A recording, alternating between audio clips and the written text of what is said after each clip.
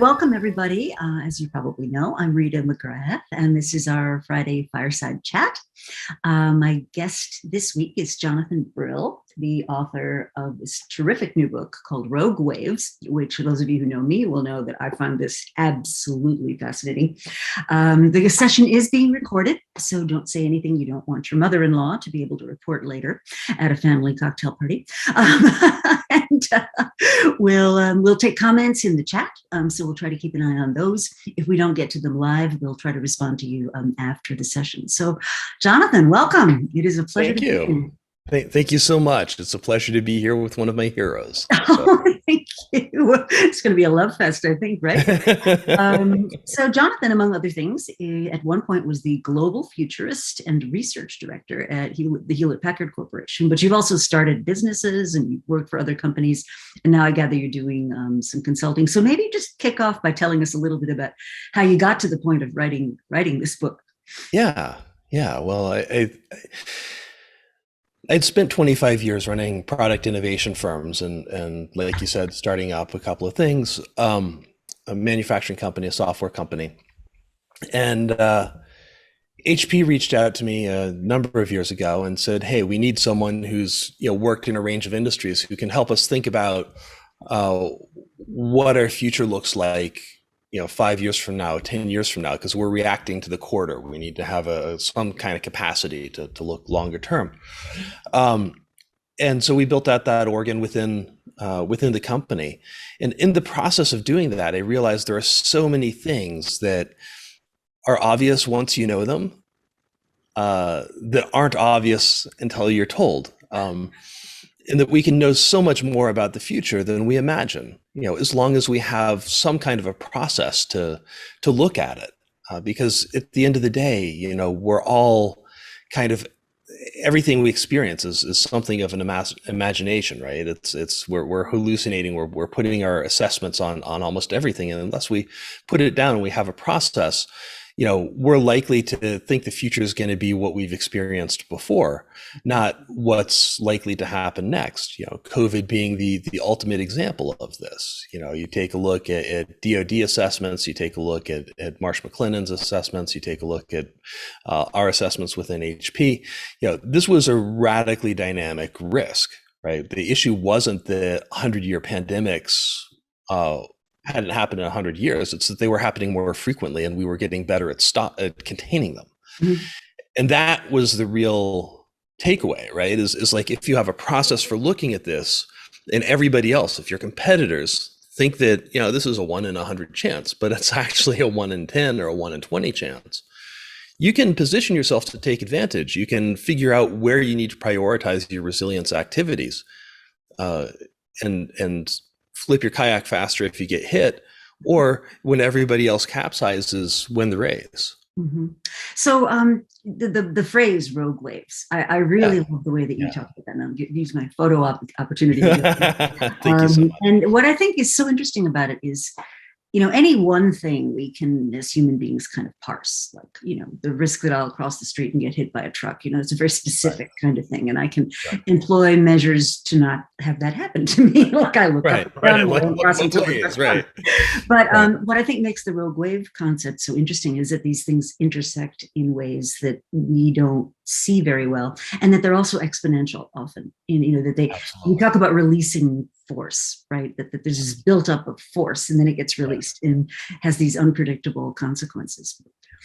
Yeah. So I think within that, there are two really interesting ideas. The first is, what is rogue wave? So, you've heard of black swans, and every time something goes wrong, the CEO says it was a black swan event. We couldn't have known. But when you look deeper at it, almost always what happened was multiple individually manageable waves of change collided to become unmanageable, right? So what happened was we saw, instead of independent volatility, we saw compound volatility, right? And so in a world that where there's more people getting richer, doing more weird things, and we're more connected, right? The probability of unlikely things happening is greater, the spark, and the likelihood of those colliding is greater, kind of the spread. And that's what we saw in COVID, right? The real issue wasn't that there was a pandemic, a novel respiratory virus. That was important.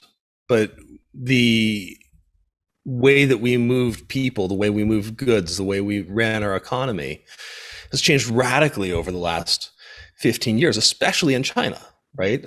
We saw 16 high-speed rail lines. We saw 400 million people since 1995 moving to cities, cutting out wilderness in the biome. We saw 10 times growth in travel out of China, tourism out of China between 2012 and 2019, moving them from an insignificant tourism spender to the largest on the planet. Just to give you a sense of the scale of what was happening. Yeah, that's just nuts. So like the scale of what was happening changed, added energy to the system. And so when we think about our businesses today, if you believe what I'm saying, that there's more people doing more weird stuff, causing more unlikely things to happen, and that we're getting more connected, what that means is that we need to stop focusing on compound growth as our core strategy, right? Because like if you do 6% better next year and 6% better the year before, the year after that, that's great, as long as the baseline is the same. But if you've got volatility where you're doing 100% better, 100% worse, that compound growth is irrelevant. Right. But the it's also linear. It's also linear. I mean, it's linear. Yeah. So I mean, I love it when my MBAs used to give me these spreadsheets, right? And so year 2 growth was year 1 growth times 10. Percent. Year 3 growth was year 2 growth. Right. Well, in 5 years, and in 5 years, the world will be the same. Like, and it's like I can tell you, we did something like $15 million of research at HP to really look at how is the world going to be different between 2020 and 2030, and it's all of these individually manageable things, right? The inversion of populations and the 20 largest economies, right? The populations are getting older. What does that mean? Rita, I'm guessing you probably buy less houses, you go out to party less, and you're probably buying less education than when you were in your 20s and 30s. Probably. It's shit. Like you're buying nicer things, I'm guessing, but the point is that radically changes structural economic growth, right? And when you start adding artificial intelligence, when you start adding the geopolitical tensions that are happening around the world, you saw completely different reporting today in China versus in the New York Times about the Biden Xi call, right? Xi is saying, "Oh, it's great, we're going to work together," and Biden's like, "Well, actually, there are some." I got that backwards. Biden says we need to work together on climate and all these things, and Xi is basically saying we're a rising power. That means that you need to treat us as a peer, and this isn't actually an education on how to be a peer. This is a negotiation about who sucks up what, so that we can all have a better future.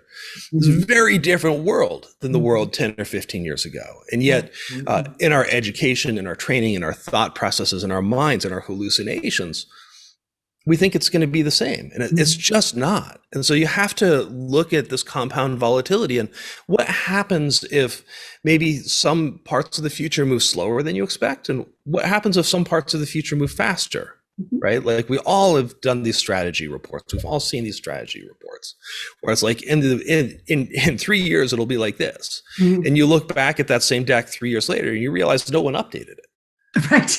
Right. This year's budget report. No one checked to see if their assumptions were tracking. So it's really about having those.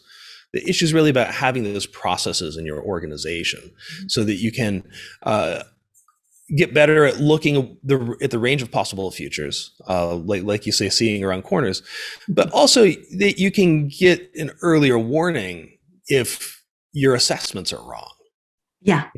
So just to kind of ground it a little bit in the how this works in real life, could you walk us through a little case study of what you did at HP? Because, remarkable. I mean, the company got hit with all these rogue waves and yet came out of it not only okay, but Yeah. actually better Yeah. than rivals like Xerox. So maybe just Yeah. do that case study. I think that would be fascinating. Cool. So apparently you're an HBR reader as well. So there's a wonderful article that we wrote, or that I wrote a couple of months ago in HBR about how HP prepared for volatility and the impact of that. So it's kind of a perfect case study, isn't it?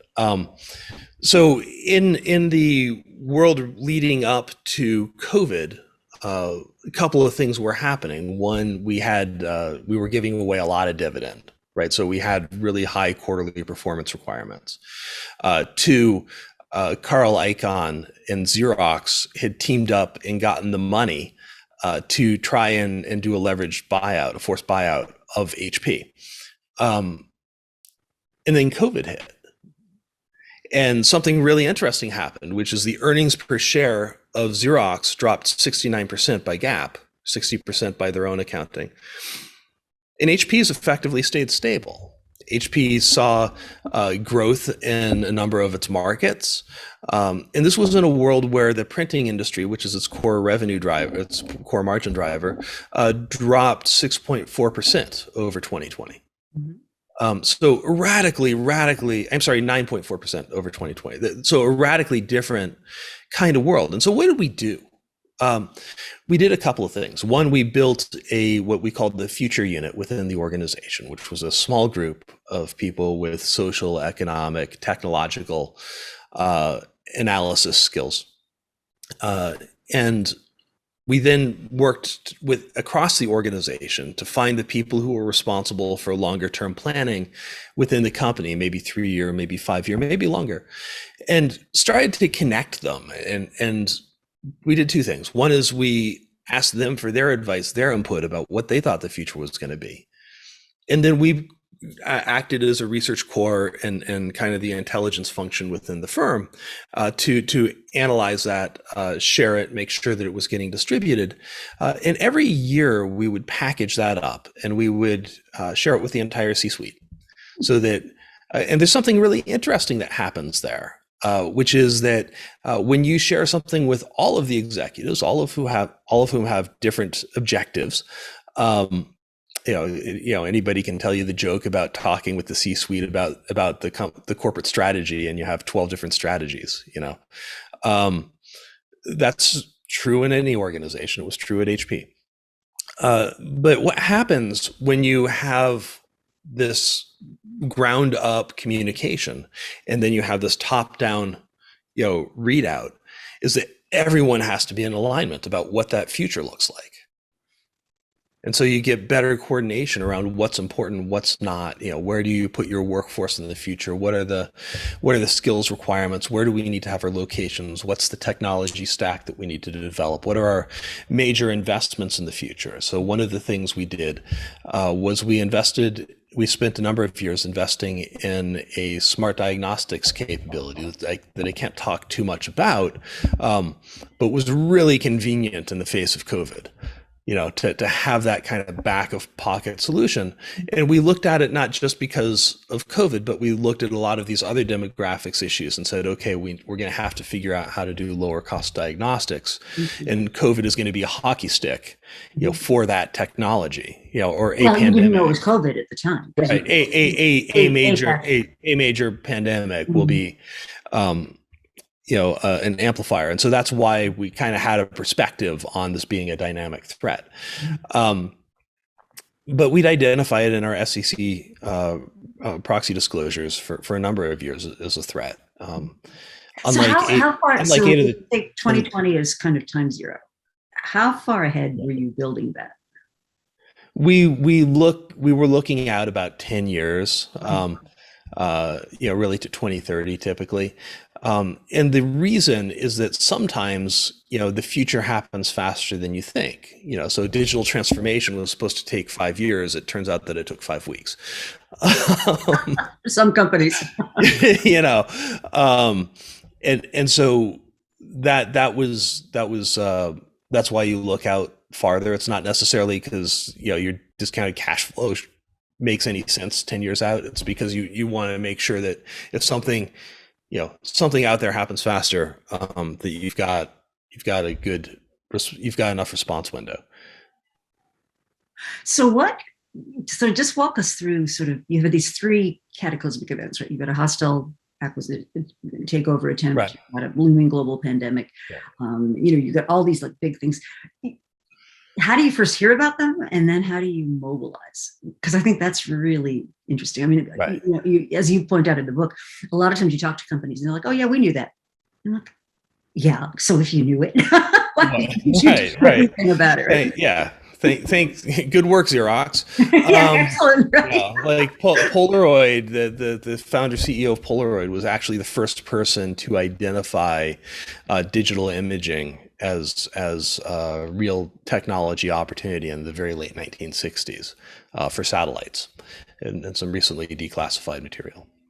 So the like you're saying, like the fact that the CEO knows that this is a threat and an opportunity doesn't mean that they're acting against it. And that's always the challenge is, is your board willing to,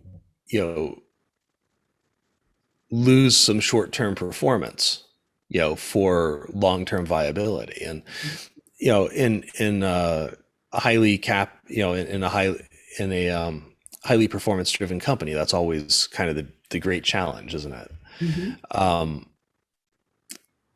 I think that when we looked at things like COVID, things like pandemics, I think it's important to realize that you can't prepare for every rogue wave. What you need to do is look at your finances, look at your operations, look at changes to your external environment, look at strategic issues like demand forecasting, and say, okay, well, what combinations of these things going wrong would impact us? Or more importantly, how do you flip that and turn it into an innovation opportunity? What combination of those things going wrong for our customers would impact them? Mm-hmm. Right? Because all of a sudden, if you start thinking that way, you start communicating that way, what happens is you stop talking to senior managers about procurement and you start very quickly talking to the CEO, and the price doesn't matter because you're now talking about board level conversations as opposed to, what's the cost of staples? Yeah, right, exactly. So I find that such a fascinating thing because so often the people that really do see something important is brewing have no pathway to get that towards strategic decisions at the level of the company are being made. And those are often the people who are like, I've been telling them that for years, and you're like, well, why wasn't anybody paying attention? It's really an interesting topic. So you talk about 4 categories of risk: financial, operational, external, and strategic. And I thought that was interesting because when I first read that chart in your book, the thing that it got me thinking about was these are all the things that keep companies anchored on today. So what's my financial model? What are my current operating? What are my metrics? What are my promises to external stakeholders? And yet you treat it in a slightly different way. You couch them in terms of what are all the risks to those things. And I think one of the things I found most interesting was that I instantly gravitated towards these are all anchors for today. And you're treating them as actually, no, these are things you should look at to say what could go desperately wrong with any one of these things. Right. Like, this is the thing is I didn't call myself a futurist. I got hired at HP, and all of a sudden I discovered that was my job title. The thing is, you can't. There are two things about the future, right? You can know. You can't know what future will happen, but you can know what futures are plausible, and this is, I think, the difference, right? Which futures are most likely. And which futures are plausible, because I don't know, I guess rocket ships and flying cars are plausible futures for Jeff Bezos and Larry Page, but these are also people who take the rocket ship out for a spin on their retirement party, right? Like that's not likely a plausible future for all of us in the next 10 years based on kind of the energy demands of devices like that. So my point is there are things that are realistic, there are things that aren't, and I think that we need to get much more granular about the things that are realistic, and what we would do in response. Right? When you take a look at a company like Amazon, Amazon didn't have a COVID playbook, they didn't have a COVID plan. They got hit like everybody else. And so my question to you about what's different about them is, if I gave you all of the money, I gave you the best people, the best infrastructure, I even gave you a board that was going to let you do whatever the heck you wanted. Mm-hmm. Could you absorb 10 years of growth in 90 days? Could you hire up a workforce the size of the Ford Motor Corporation because the opportunity appeared in front of you, like in a quarter? Could you do that? Well, I think one of the things that's super interesting to me about Amazon and companies like it is they had already built the structures to be able to do that. And I'm not saying this happened with no stress. I'm not saying that at all. Oh no, people weren't sleeping. Yeah. But there's a concept that I think is very important to this conversation about the future, and it has to do with what my friend Michael Sikorsky calls the permissionless organization. Mm-hmm. Where you've got a very clear, broad strategy, and at Amazon they have 13 or 14. There's a book with the rules. And you don't violate them. They take them serious. Oh, yeah. It's the one organization I've ever seen that takes their mission seriously.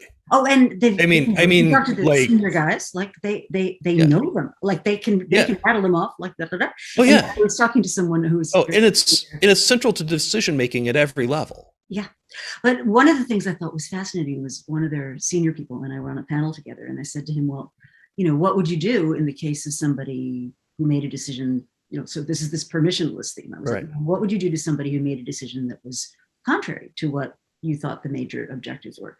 And he said something very interesting. He said, if you framed it in terms of the rules and why you made the trade-offs that you did, that would probably be okay. If it wasn't framed in those terms, that would be a cause for some criticism. And he said, he used the example of, let's say we overpaid for a merger target in a certain quarter, where we might have gotten a better price if we'd waited 4 quarters, just as an example. Right. He said, if you didn't have a justification for it in terms of the rules at Amazon, that would be pretty bad. But if you said, look, we have a rule around, do the right thing for the customer. We have a rule around, do things fast. We have a rule around these things. And that overrode our rule about frugality. And I thought, to be able to have a senior executive just randomly lay out the clarity of that trade-off sequence, that was amazing. Yeah. Well, and one of the things that I think is really important about standard operating procedures is that you have clarification about that there's clarity that the purpose of those is so that people know when to not use them, so that people know when to ignore them, right? Like people, and the issue there is people need to know why they're there. Right. And we've been looking at, things like, learning and development training. We've been dropping budgets for learning and development training in the US, I think, since the early 80s. Right. People are, learning these silver bullet lessons about, like, we're gonna learn how to lead in 6 hours at a workshop. Like, this is crazy. Oh, I know. Right. There's a couple of things just on education that I think are really interesting. And then there has been a question in the chat about how AI influences all that. So think about that a little bit. But there's 2 things. First of all, we've trimmed our responsibility for educating our people. We're sort of palming that off on maybe some other company will do it, or maybe the world will do it. We're not doing it. We're not taking on that cost. But the second interesting thing that people aren't talking about is there used to be a lot of trainer jobs. So start off running a region, and then maybe you run a state, and then maybe you run like a small country, and then, and you sort of zigzagged around the company. So by the time you got to be a more senior person, you had a lot of experience of different environments and different kinds of decision making and so forth. And as organizations have become flatter and more distributed, those trainer jobs have gone away. And so what I'm finding is people are being asked to step from like this level to this level without being groomed to do that. And the other thing that goes with that, and this, I'll be interested in your perspective on this. The other thing that goes with that then is you tend to find those people getting those big promotions. They're operators. They're excellent at execution. They're nose to the grindstone. Hurricane hit Louisiana. We move, 47,000 trucks in position to get it all right. Those kind of people with fabulous skill set. Nothing wrong with it. Right. But that's not gonna get you looking at these guys. And I think it's just such an interesting kind of set of evolutionary mechanisms in organizations today. And I think, what's fascinating actually is the supply chain people tend to be pretty good at risk management. It's actually a reframing of a lot of those skill sets. What I come from an innovation background. I spent, helped develop 350 products that got to market. And I really knew nothing about risk mitigation or enterprise risk management. And as I dug into the book, I dug into this research. The thing I realized when you were talking about the four foes, finance, operations, external changes, and strategy, right? These are the primary risk buckets for organizations, but they're also, and this was the big insight for me, these people who run around thinking about coming up with new horror movies in their heads all day, like they've got the best tools for figuring out where the next opportunity for innovation is. That was like the brain exploding insight for me. Mm-hmm. So I don't know that operators, especially really good global supply chain operators, are incapable of this kind of thinking. I think it's a mindset flip, and the skills are actually there. Yeah, I would agree. It's just they're so used to being focused on this, right? That they don't understand there's this whole other set of things they might be paying attention to. And what I think about there is like we've taught our organizations, and you've seen the whole thing, right? From we're gonna do we're all gonna be like Toyota, and then we're all gonna re-engineer our firms, and then we're all gonna Six Sigma, and we're gonna modularize our company so that we can quantify it, and that's all good. It's created incredible operational resilience. It's created efficiency. It's cut fat, like lots of things. But it's also designed organizations to focus in on themselves. Mm-hmm. Right. And what I'm saying is that worked since 1980 or the late 1970s, as we saw the world become more and more and more harmonized in terms of regulation, in terms of trade, in terms of global growth, global production, right? This all became easier. And so that stuff all made sense. But in a world where, do you believe the next decade is going to be less volatile than the last one? Like none of the indicators suggest it.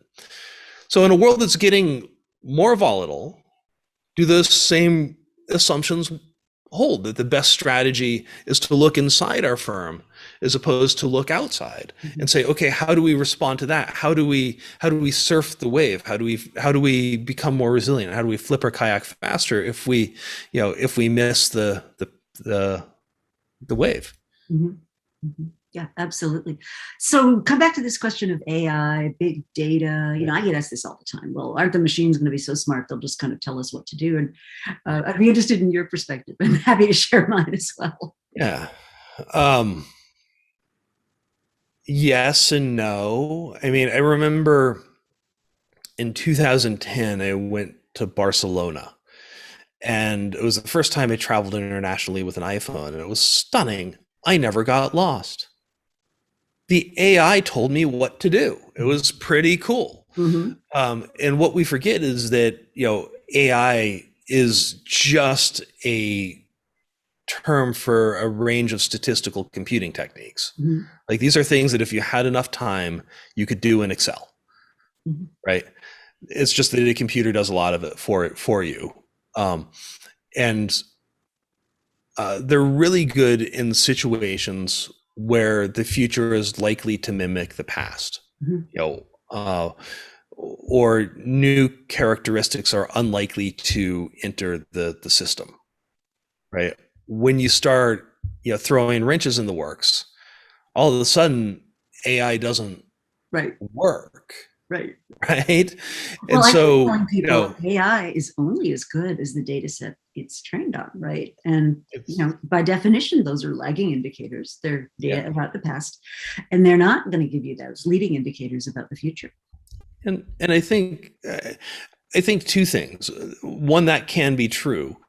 The second is that AI is a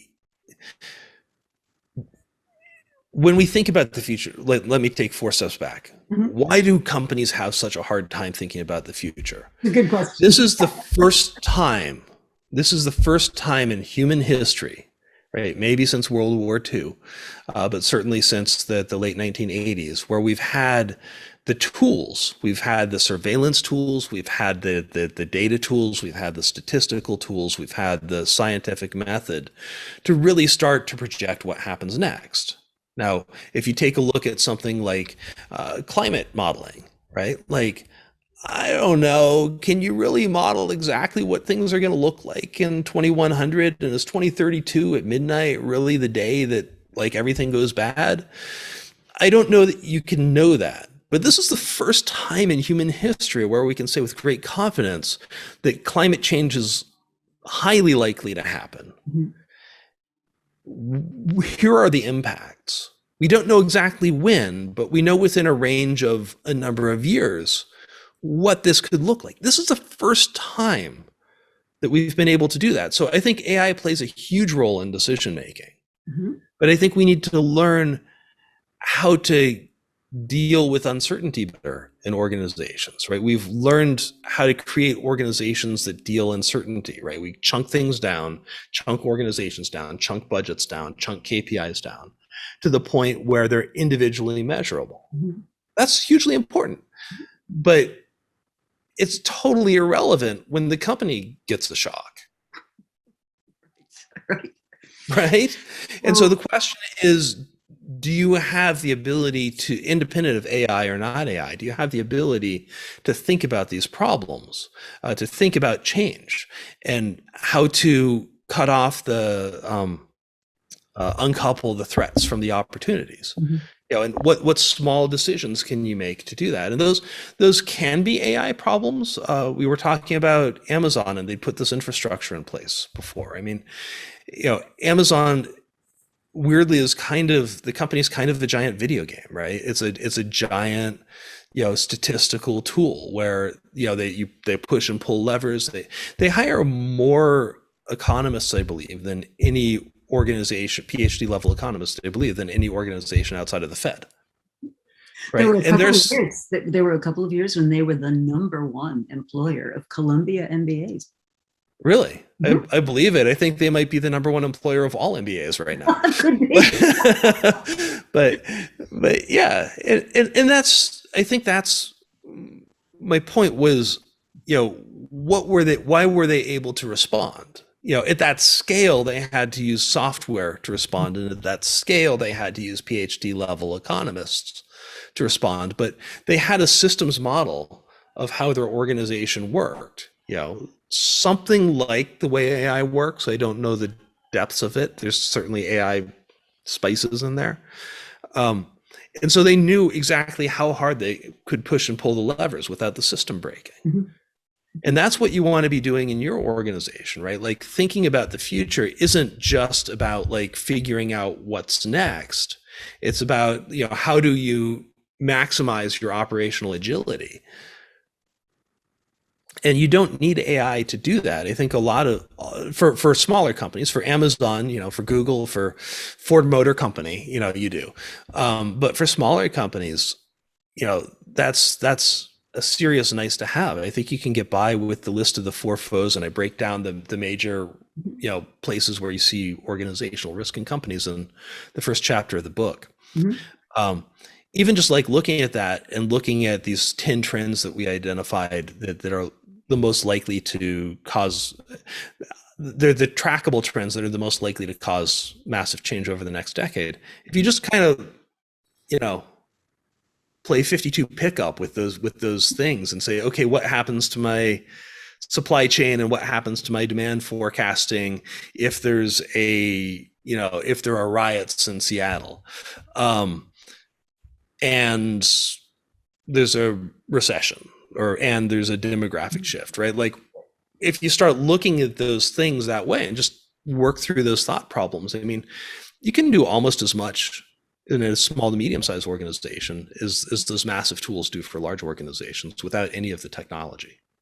Interesting. So Bogdan wants to know permissionless strategies. So I'll just take a second on that. So basically, this is a way of creating a strong enough structural, cultural context framework so that you don't need committees, you don't need approvals, you don't need controls. And probably the best resource on that is Michael Sikorsky, who's one of my colleagues, wrote a great article in Fast Company. If you just look up Michael Sikorsky and Fast Company, you'll find his article. But the other great resource on this is Patty McCord's book, Powerful, in which she talks about what they tried to create at Netflix was this culture of freedom and responsibility so that people at the right level could make very big decisions, but with a lot of confidence. They were congruent with the strategy, that they were consistent with what was going on. So those are some great resources to look at.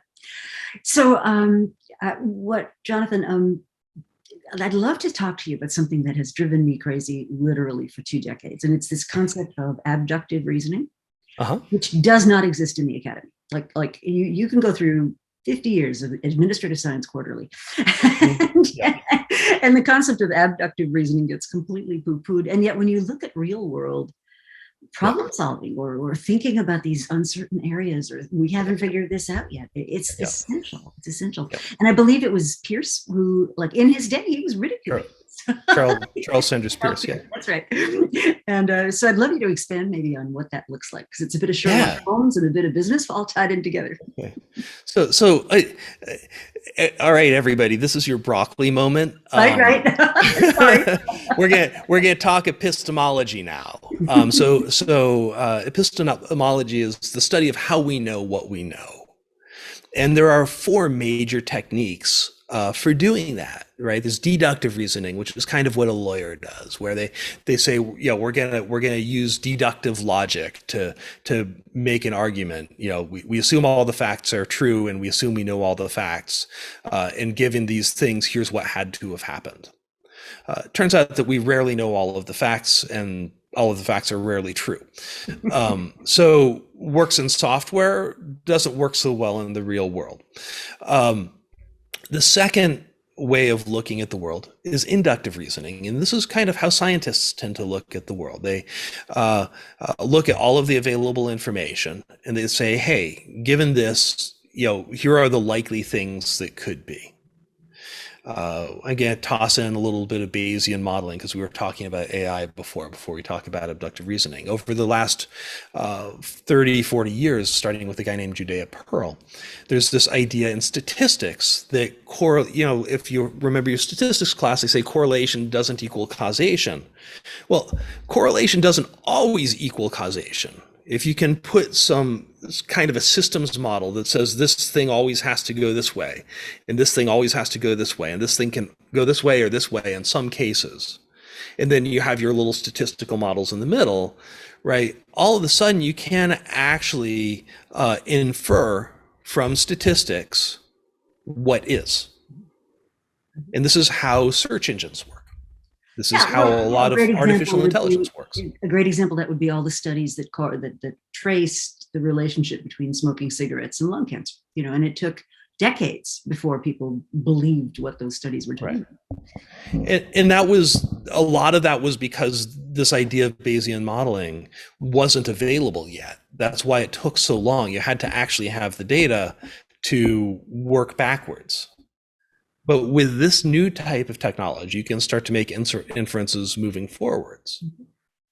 And that's what's really interesting. That's why self-driving cars are starting to work. And all of these things, all of this AI, that's what it's about, is this initial thing. But you were talking about abductive thinking. And so that's the 4th major strategy. You have deductive, inductive, Bayesian models, which I really treat in chapter 3 of the book, or chapter 4 of the book. And I kind of hide it in the stuff about epistemology because it's a whole subject. And then we talk about abductive reasoning. And abductive reasoning is the idea that, you look at the information in front of you and you say, okay, if some pieces of this information were untrue, how would my opinion change? Or if a new fact came to light, how would my opinion change? So for scientifically trained people out there, this is called conjecture. And it's a really powerful tool. If you read Sherlock Holmes mysteries, right? This is a lot of what he does. He goes down, he goes through the logic.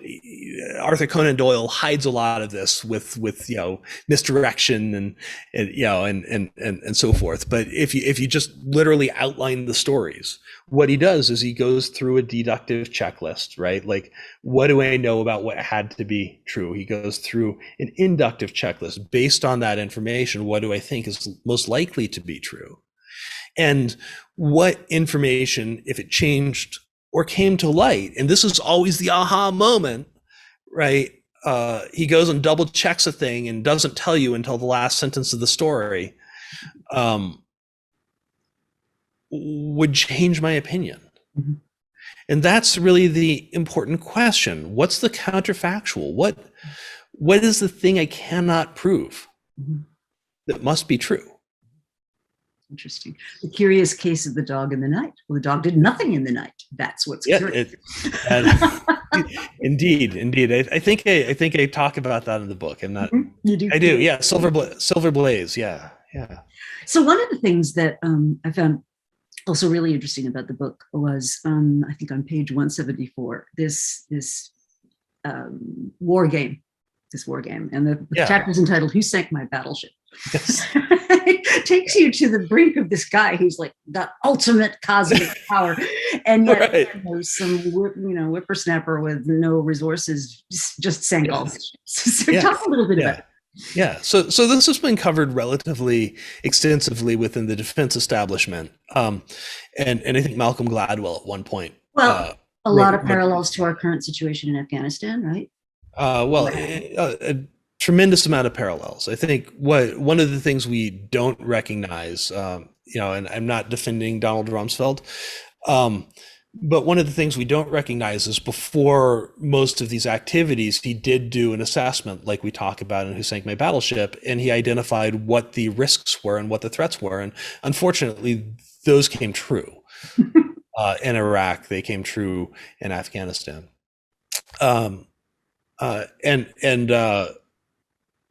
So what's the idea?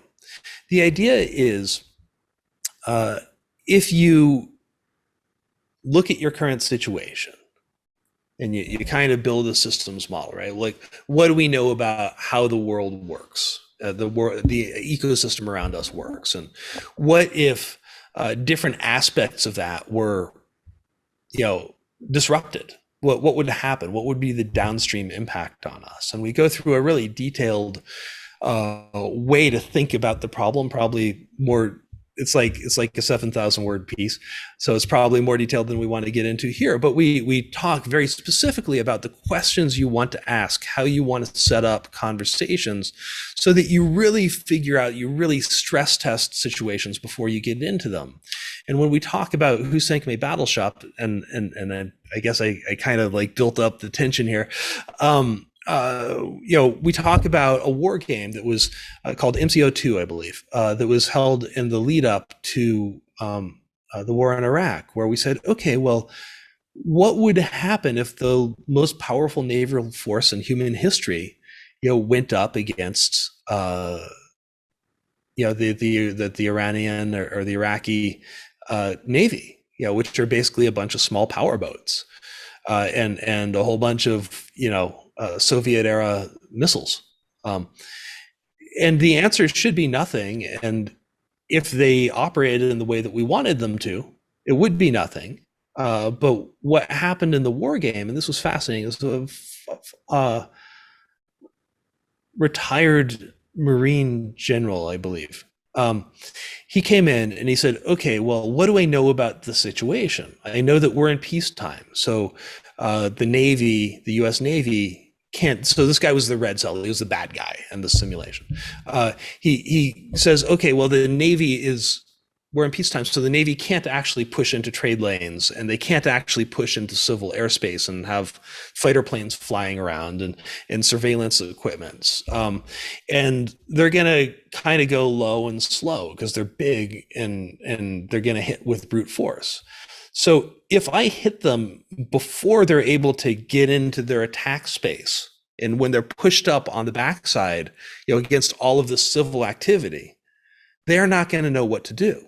And they've got this incredible thing called the Aegis, the Aegis cruiser, the Aegis system, which was this incredible surveillance command and control system that allowed the entire awareness of the entire battlefield and so on and so forth, and allowed the ships to talk to each other and coordinate attacks. And he's like, all I need to do is push people up against that back wall and then overwhelm that system. And they're, because of their technology advantage and because of the law, they can't respond. And so he goes in, he takes a whole bunch of speedboats, puts like fertilizer or whatever on the back of the speedboats. He goes and he blows up these ships in about 15 minutes and decimates the Navy. And the question coming out of this activity was, well, you weren't supposed to do that. We could have defended against you, if we knew that was coming. I love that. And his entire point was, you didn't know it was coming. That's how this works. Well, and it's the theory of guerrilla warfare, from the dawn of time. You take a larger, better equipped enemy and use their own strengths against them. Absolutely. I mean, you take a look at Elon Musk and SpaceX, right? Mm-hmm. Like, the guy's really innovative. I'm not denying that. But what did he do? He said, okay, Boeing, Lockheed, these big guys, they are tied to government spending. Mm-hmm. They have huge union labor force. They can't fire their PhDs because it's a national defense issue, right? So they can't operate cost effectively. They can't do things that aren't in the immediate national interest of the defense establishment. And coming out of coming out of the Cold War, there was no interest for them to build new rocket systems. So they said, okay, well, like, once I'm successful, they're going to come after me. But no one's going to actually compete until I'm successful. Well, that's so he comes in, he gets younger kids that are less expensive. He builds agile systems, based on kind of how we did things in Silicon Valley in the early 2000s. And he goes and, conveniently he had his own $50 million. Unique advantage. But he goes and he pushes this entire cockamamie plan. And he gets so far that, when he starts seeing crises in his organization, NASA backs him, just to drive down the cost of space, just to keep everybody else under control. Mm-hmm. Interesting. Right. So he was thinking about all of this stuff 3 or 4 steps ahead, where he needed to get to have a strategic advantage and to have a backup. Mm-hmm. It's really, really impressive. It's very impressive. So one of the things that has kind of bedeviled me for a long time is, so you talk about the phases of getting ready to do this as being ABC, awareness, behavior change, and finally culture. And the whole notion of, when do you captain, when do you coach? The thing that drives me crazy when I think about, in strategic inflection points and early warnings and thinking about the future. How do you get organizations to invest in preparation and resilience when they just, human nature? I mean, I look at like the Champlain Towers South, right? I mean, there was like, we didn't even have like weak signals. I mean, there were signals standing on the roof and screaming. Right. So is it just, if you happen to catch the ear of the right CEO, or is there something more systematic we could look to? I think that there are systematic things. That's part of what I think caused the change at AHP. We talk about, like there's 368 pages in the book. So there's 368 pages of insight. Lots of it. But we talk about awareness, behavior change, and culture change, right? For no one's going to change until they're aware of what the future looks like and why they need to do it, right? Like the answer is always going to be tomorrow, tomorrow, tomorrow. I've got a 3-year window in this company. It's the next guy's problem. Right, right. You know, the second issue is going to be about behavior change. Like, even if you know that the tsunami is coming, if you don't have the skills to get off the beach, right, it doesn't matter. And we have within our organizations probably most of the skill sets you need to look at the future. There are 5 major skill sets we talk about in the book. But we primarily Are these the nudges that you talk about? I talk about the kind of the rogue method. So reality testing. So we talked about earlier, like inductive, deductive, abductive reasoning, observing systems, right? So that first thing is like a thing that people in quantitative social sciences tend to learn in their undergraduates. We talk about observing systems, right? How do you look at all of these things that are going on? What are the probabilities happening, and how do they link together? That kind of Bayesian modeling we were talking about. So if you're in computer science these days, if you have a degree in economics and you know how to do stock flow analysis, things like that, you tend to have a good handle on this. Generating the range of futures, right? Like, you were talking about your grad students and they're bringing in their business models, and like, well, the future is that next year we'll do 6% better than today. That never works. I mean, in your book, I think, or in an HBR article, you talk about like how many quarters in a row companies can kind of sustain their performance estimates. Yeah, and it's like 3 for a good one. like these things make. The relevant study there was one that I did where I looked at every publicly traded firm like on the planet over a 10-year period and saw how many of them had delivered consistent 5% growth, year on year over 10 years. And there were 10 out of like 7,000 firms. Yeah, it's like that's a statistical anomaly. It wasn't their fault. So my point is, what's that range of possible futures? Because we never talk about that. Right? We never talk about the fact that it's far more likely that we're going to be disrupted than that we're going to be the disruptor. And what do you do then? Then we talk about uncoupling threats from opportunities. So this is a thing like mechanical engineers are really good at. And it's why a lot of mechanical engineers find themselves in program management, right? Is that they're really good at figuring out how to, if you make a decision tree, say, and up here is like the best possible future. You have a Zoom year in the year of COVID, and down here is the worst possible future. You have an AMC year in the year of COVID, right? Like, what are the decision points that you could snip off that would eliminate the downside, give you something reasonable, and maximize your probability of the upside? That's a skill set, and it's not a thing that finance majors or sales teams or a lot of people have. And then the last one's experiments. So we take a look at experimentation in firms, and I'm sure you've done this. You've done lots of innovation research, and you go in and they say, "Oh, we do lots of R&D spend. We just spend a lot on R&D. We do lots of we're experimenters." And then you look at it, and you look at like a company like GM, right? You can argue whether they're an innovative company or not. I look at their innovation spend over the last 100 years. They're an innovative company, right? But what have they done? They made a better car, better car, better car, better car, better car, better car, better car. And then they make an electric vehicle that goes 150,000 miles without a tune-up. And their entire business model is that they sell a car every 3 years to a dealer, who then makes their free cash flow by doing maintenance on that car and then selling another car 3 years later to the customer. They blow the entire thing up because you don't need to see the dealer for 10 years. Mm-hmm. Like, they didn't come up with another plan. They should have really been thinking about their innovation much more like an investment portfolio or like a drug discovery portfolio, where you're thinking about, okay, well, what combination of investments, no matter which ones succeed, will get us to our benchmarks on the right timeline. Exactly. Right. And that's a hard thing to do. And I've never once walked into an organization, done an R&D assessment, and had the alignment be right. Mhm. Outside of pharma. Yeah. Outside of pharma. Yeah.